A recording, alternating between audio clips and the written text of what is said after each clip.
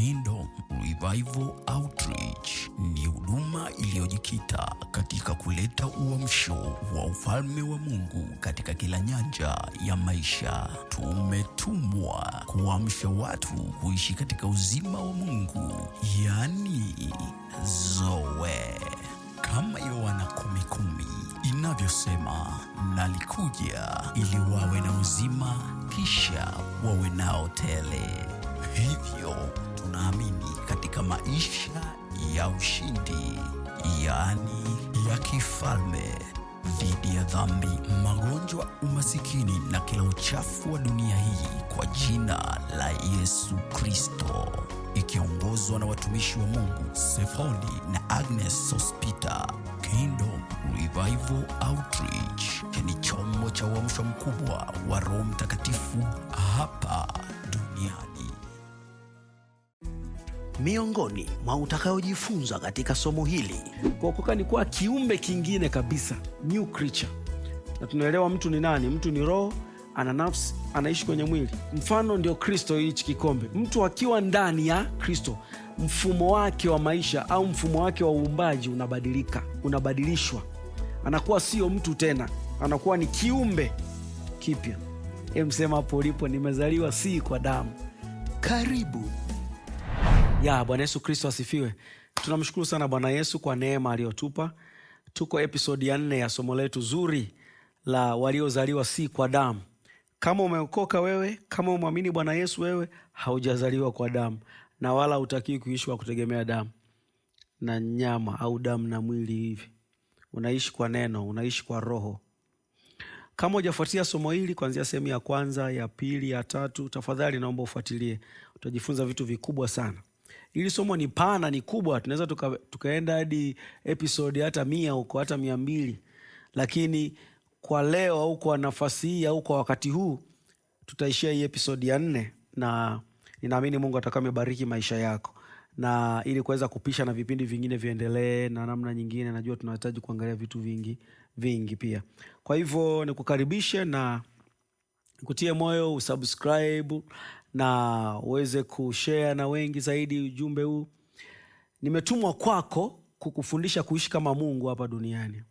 Sijaja kuongeza idadi ya watumishi wengine au idadi ya madhehebu au idadi ya nini. No, nimekuja kushirikiana na mwili wa Kristo na watumishi wenzangu waliopo. Nimekuja kushirikiana na mwili wa Kristo kwa ujumla, tuweze kusababisha wewe utembee kama Mungu hapa duniani. Biblia inasema sisi ni miungu na wana wa aliye juu.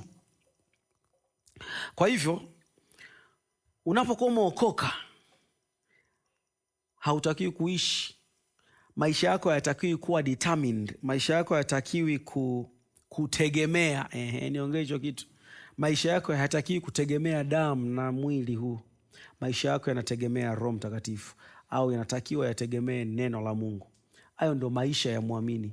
Hayo ndio maisha ya mtu aliyeokoka. Ndio maana ukiokoka unaacha kuwa mtu, unakuwa kiumbe kingine, unakuwa kiumbe kipya. Hichi kiumbe kina majina kama 4 au 5. Jina la kwanza kinaitwa mwana wa Mungu. Jina la pili linaitwa hiyo kiumbe kipya. Jina la 3 kinaitwa Mungu. Biblia inasema ninyi ndimi miungu, ninyi ni miungu. Mungu ya herufi ndogo. Utasoma hiyo kitu kwenye kitabu cha Zaburi sura ya 82 kwanza mstari wa 5 na wa 6 pale. Anasema ninyi miungu, na Bwana Yesu anakuja kuirudia tena hilo andiko. Anasema ikiwa aliwaita miungu watu ambao walijiliwa na neno, na maandiko hayawezi kutanguka. Sema kitabu cha Yohana sura ya 10. Kwa hiyo jina lingine ni miungu Kwa hiyo au wa Kristo. Ninaposema wa Kristo, simaanishi wa Kristo kama dini. Kristo ni teknolojia ya Mungu ndani ya mtu. Kwa unapookoka unaacha kuwa mtu, unaacha kuwa Mnyamwezi. Wewe sio Mnyamwezi uliokoka, wewe sio Mchaga uliokoka, wewe sio Mkenya uliokoka, wewe sio Malawi uliokoka, wewe sio South Africa uliokoka, wewe sio Marekani uliokoka, wewe sio Makonde uliokoka. Wewe ni Mkristo. Kristo ndo amekuwa kabila lako. Kristo ndo amekuwa ukoo wako. Kristo ndio nature mpya, ndio asili mpya ulioivaa wewe. Kwa hiyo unaitwa mwana wa Mungu, au unaitwa Mungu ya herufi ndogo, au unaitwa kiumbe kipya, au unaitwa Kristo au wa Kristo au Kristo. Maanake wewe na yeye ni kitu kimoja, yeye ni kichwa, wewe ni mwili. Haleluya! Kwa hiyo tumezaliwa si kwa mbegu iharibikayo, bali kwa ile isiyoharibika, kwa neno la Mungu lenye uzima lidumulo hata milele. Kwa neno la Mungu lenye uzima lidumulo hata milele. Neno la Mungu nilisema kwenye vipindi vilivyopita, nilisema neno la Mungu ni sin proof kama ilivyo waterproof. Kuna watu wana simu ambazo ni waterproof au saa au kitu gani, vikiingia hata kwenye maji simu haiharibiki kwa sababu maji hayaingii.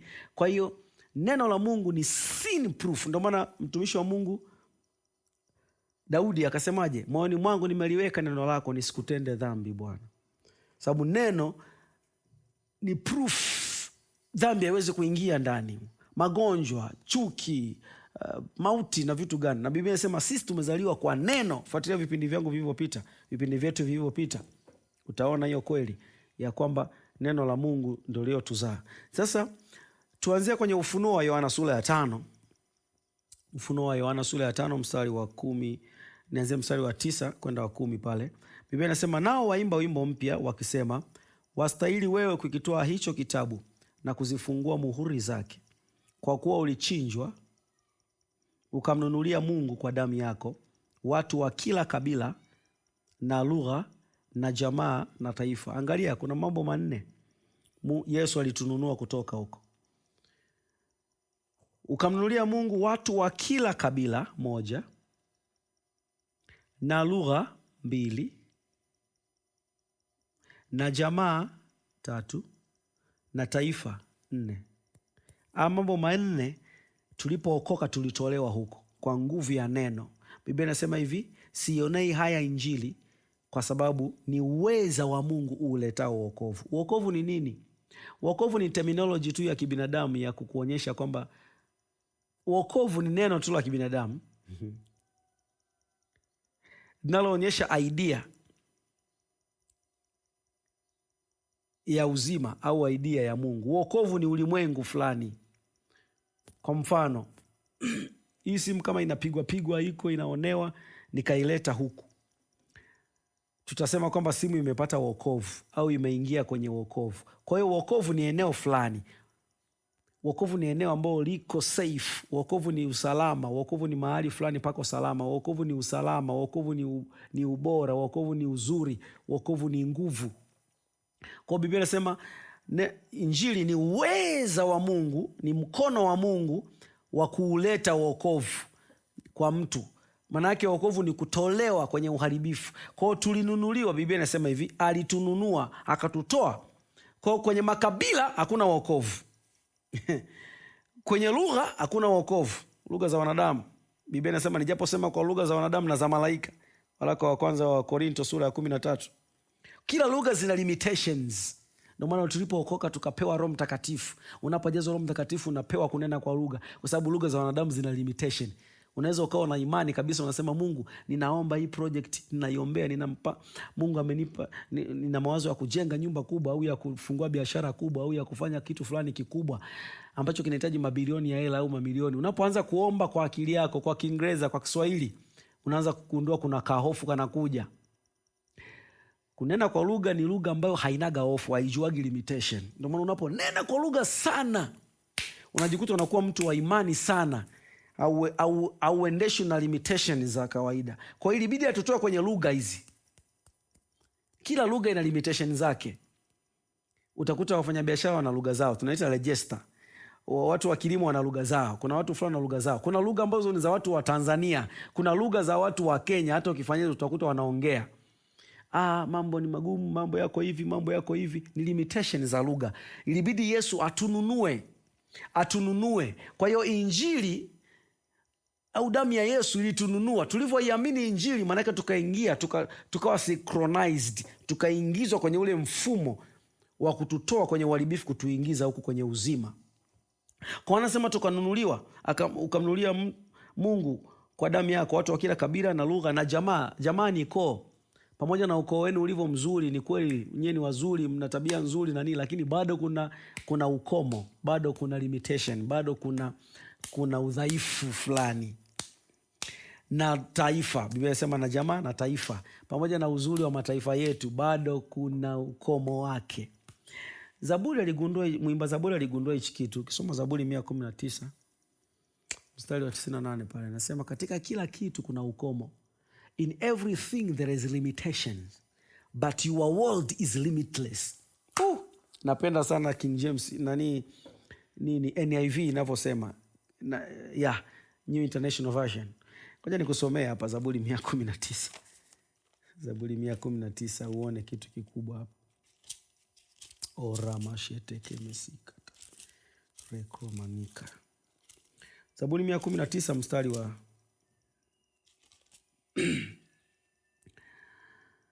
mstari wa 96. Nimeona ukamilifu wote kuwa na mwisho. Nimeona ukamilifu wote kuwa na mwisho. Pamoja na ukamilifu wa kabila lenu, lakini una ukomo. Yani ndio mwisho. Limitation. Ukisoma Kiingereza kinaeleza vizuri. Pamoja na ukamilifu wote wa taifa letu la Tanzania na mataifa mengine, wewe Marekani, wewe South Africa. Pamoja na ukamilifu wote, watu wanahama nchi zao wanaenda kuishi huko. Pamoja na ukamilifu wote, Biblia inasema kuna ukomo. Bado kuna ukomo wake. Pamoja na ukamilifu wote wa ukoo wenu, wa makabila yetu, wa vitu vingi vilivyopo, bado kuna ukomo. Alafu hapa mstari wa chini yake hapa bii yake, nasoma Zaburi 119. Zaburi 119 mstari wa 96. Nimeona ukamilifu wote kuwa na mwisho. Everything in this world has limitations, bali agizo lako ni pana mno. Ukisoma NIV nasema bali agizo lako ni limitless. Na ndicho kilichofanyika ndani yetu, unajua. Kwa sababu ukisoma Biblia kwenye kitabu cha Waefeso sura ya kwanza, ukisoma kwanza mstari wa 18 kushuka chini, anasema macho ya mioyoni atiwe nuru, mpate kujua tumaini la mwito wake jinsi lilivyo. Ngoja nikusomee. Waefeso sura ya kwanza 18. Macho ya mioyoni atiwe nuru, mjue tumaini la mwito wake jinsi lilivyo, na utajiri wa utukufu wa urithi wake katika watakatifu jinsi ulivyo, na ubora wa ukuu wa uweza wake ndani yetu tuaminio jinsi ulivyo. Hasa ukiyafuatilia maneno vizuri kwenye lugha ya Kiingereza utaona vizuri. Kaja nikusomea hapa, nina standard version hapa. Katika kitabu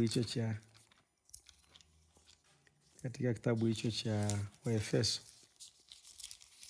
Kitabu cha Waefeso.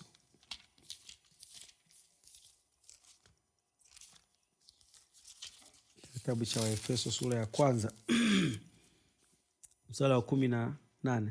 Having the eyes of your hearts enlightened, that you may know what is the hope to which he has called you, what are the riches of his glorious inheritance in the saints.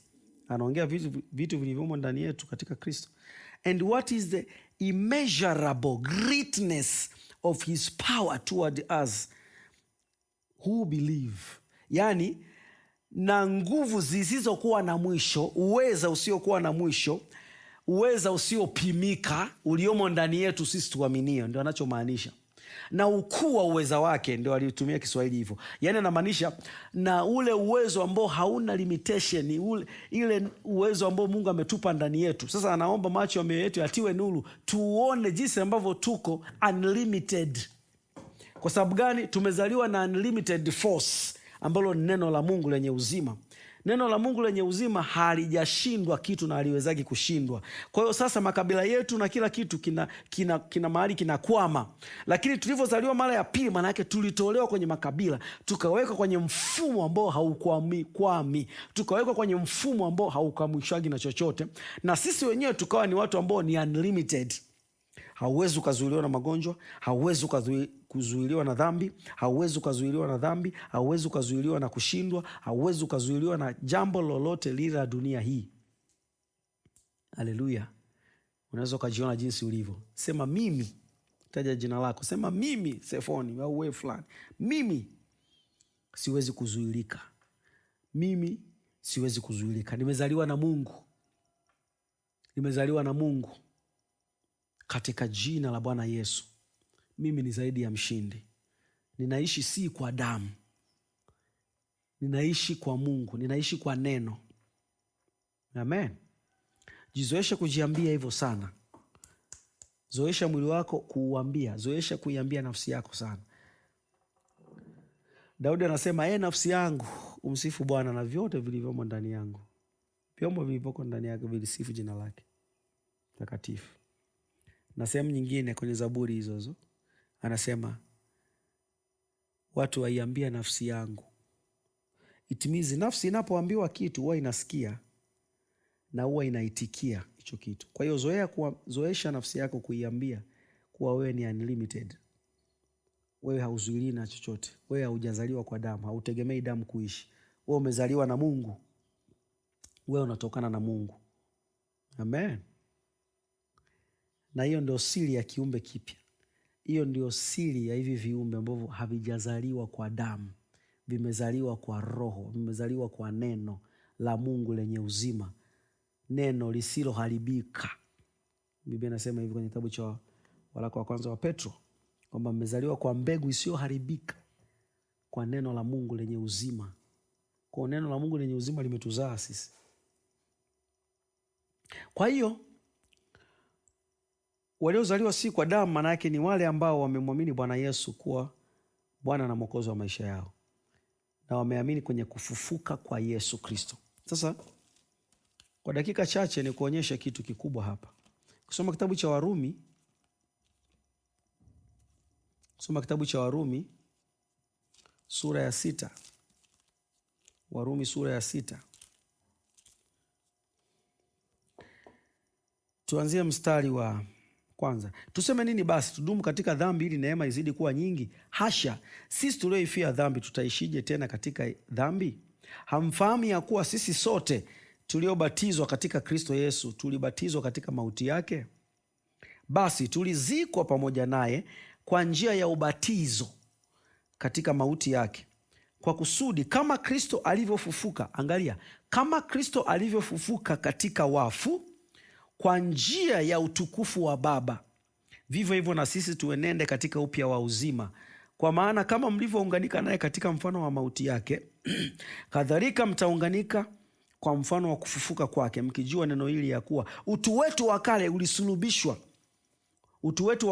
ulisulubishwa pamoja naye, ili mwili wa dhambi ubatilike. Kubatilika ni kufa. Ili mwili wa dhambi ufe. Utu wa kale maana yake ni ile roho. Utu wa kale ulisulubishwa pamoja na Kristo ili mwili wa dhambi, mwili ubatilike. Kwa hiyo unapokuwa umeokoka, umetolewa kwenye mwili wako, usiuhesabu kama ni mwili wa dhambi, uhesabu kama ni mwili mtakatifu. Kwa sababu gani? Umekuwa regenerated, yani roho yako ilivyoumbwa upya ndani ya Kristo kwa uwezo wa Roho Mtakatifu, kwa sababu Yesu alifufuka na mwili ule ule aliokufa nao. Yesu alifufuka na mwili ule ule aliokufa nao. Ndio maana aliweza kuwaambia, kagueni mikono yangu, wakakuta ni mikono ile ile aliopigiliwa misumari, lakini ni mwili ambao ulishinda dhambi kwa uwezo wa Roho Mtakatifu. Sasa Biblia inasema hivi, na nyinyi jihesabuni hivyo hivyo kuwa mlikufa pamoja naye pale msalabani. Mwili wa dhambi ukawa umekufa kwa sababu Yesu alifanyika dhambi. Alivyofanyika dhambi na wewe, ili wewe uwe mwenye haki wa Mungu. Kwa ujihesabu hivyo kuwa na wewe Yesu alivyokufa na wewe ulikufa naye. Alafu mlivyofufuka ukafufuka na mwili ule ule, lakini ambao umewezeshwa kwa teknolojia nyingine kuweza kuishi zaidi ya dhambi, zaidi ya chuki na ubinafsi na mambo ya dunia hii. Nisikize vizuri sana. Nisikize vizuri. Hapa ndipo kuna siri ya kuokoka. Hapa ndipo kuna siri ya wokovu ambao wengi hawaijui. Yesu alivyofufuka hakuishi kwa kutegemea damu. Yesu alifufuka akaishi kwa kutegemea Roho Mtakatifu. Ndio maana alikuwa hata na uwezo wa kuingia kwenye nyumba bila kugonga hodi. Alikuwa na soma vizuri kitabu cha Matendo ya Mitume, aliingia kupitia ukuta, hakuwa limited. Biblia inasema vivyo hivyo na wewe. Vivyo hivyo na nani? Na wewe. Jihesabu kuwa uko hai kwa Kristo, kwa teknolojia ile ile aliyofufuka nao Bwana Yesu. Kwa hiyo, kwa mfano, saa 1:59 ulikuwa haujaokoka, saa 2 kamili ukaokoka. Saa 1:59 kwanzia umezaliwa mpaka leo, saa 1:59 ulikuwa ni mtu, lakini kuanzia saa 2 kamili umekuwa kiumbe kipya. Maana yake unaishi kwa kutegemea Roho Mtakatifu, unaishi kwa kutegemea neno la Mungu, hauishi kwa kutegemea damu na nyama. Si kama umenielewa, mtu wa Mungu? Natamani sana uelewe neno hili, kwa sababu kuna siri kubwa sana hapa. Ili mwili wa dhambi ubatilike. Kwa hiyo Yesu alikufufua pamoja naye, maana yake akauisha roho yako, ili roho yako iwe na nguvu ya kuuzimisha mwili uweze kuishi sawasawa na Mungu anavyotaka, ili uweze kuendana katika mapenzi ya Mungu. Ndio maana Paulo kwenye kitabu cha Wagalatia anasema hivi, matendo ya mwili ni dhahiri, ni haya. Sasa hapa Biblia inasema hivi, mkijua neno hili, Warumi 6:6, mkijua neno hili ya kuwa utu wetu wa kale, utu ni ile roho sasa yenyewe, utu wetu wa kale ulisulubishwa pamoja naye, maana yake ulibeba dhambi, ulikuwa dhambi, ili mwili wa dhambi ubatilike, ili mwili wa dhambi, mwili ambao unaonekana umebeba dhambi. Kwa sababu kumbuka, nimekusomea katika kitabu cha, kwenye vipindi vilivyopita tulisoma katika kitabu cha Mambo ya Walawi 17:11, Mungu alisema uzima wa mwili huu katika hiyo damu. Kwa hiyo anavyosema ili mwili wa dhambi ubatilike, maana yake anamaanisha hivi, ili uwezo wa damu kukontrol maisha yako ubatilike, yani uwezo wa damu usiweze kuwa na nguvu kwako, kwa wewe unayeishi kwa kufuata roho. Kitabu cha Warumi 8 anakuja kumalizia hivyo, anasema hivi, kwetu sisi tunaoishi kwa kufuata roho, sheria inatimizwa ndani yetu kwa sisi tunaoishi kwa kufuata Roho Mtakatifu. Kwa hiyo ninachotaka kuambia ni kwamba kuokoka au kuzaliwa mara ya pili au kuwa kiumbe kipya, maana yake ni mfumo wa kukuwezesha wewe, au ni teknolojia, au ni ulimwengu ambao umeingia wa kukuwezesha wewe kuishi bila damu, au kuishi bila kutegemea mifumo ya damu. Sababu kwenye damu ndio kuna kumbukumbu ya makabila, kuna kumbukumbu ya mataifa, kuna kumbukumbu ya lugha, kuna kumbukumbu zote. Kwa unapoishi kwa kutumia neno la Mungu, unapoishi kwa kutumia Roho Mtakatifu, unapoishi kwa kutegemea Roho, ndio hapo Biblia inasema unakufa kwa habari ya dhambi na kuwa hai kwa Mungu. Kufa kwa habari ya dhambi maana yake ni kuishi zaidi ya mifumo au zaidi ya limitation za damu, zaidi ya limitation za mwili. Unaishi katika viwango vya Mungu, unaishi katika viwango vya neno, unaishi katika viwango vya Roho Mtakatifu, unaishi katika viwango vya Mungu. Na ndio maana ilibidi atuzae kwanza, ilibidi kwanza atupe uwezo. Fuatilia vizuri ya maneno yote katika kuokoka, tukapewa uwezo. Maana yake na Biblia inasema tena nini? Injili ni uwezo wa Mungu uletao wokovu. Kama hapa ndio wokovu, alafu mimi nilikuwa hapa. Kwa hiyo injili ni uwezo, injili ni teknolojia ya Mungu ya kutuleta kwenye wokovu, ni teknolojia ya kutuhamisha status kutoka kuwa watu, kutoka kuwa damu na mwili, kutoka kuwa viumbe vya kutegemea damu na mwili na kuwa viumbe vya kutegemea neno, vya kuishi kwa neno. Ndio maana neno linasema hivi, Yesu akaongea akasema hivi, akamjibu shetani akamwambia hivi, mwanadamu hataishi kwa mkate tu, bali kwa kila neno litatoka katika kinywa cha Mungu.